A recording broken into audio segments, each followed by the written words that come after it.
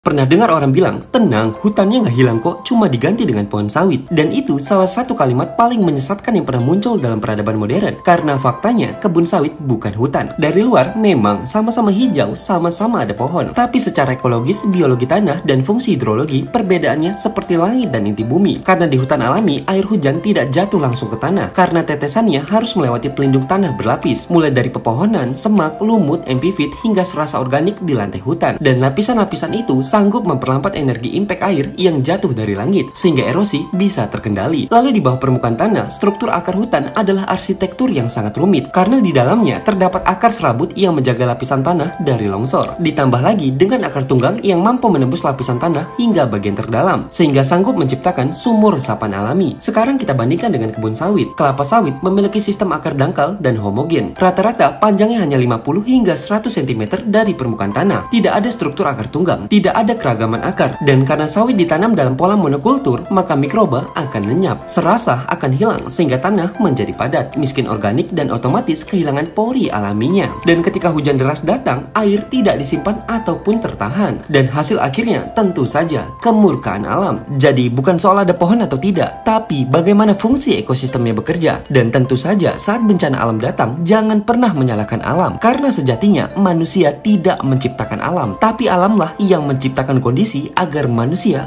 bisa tetap hidup.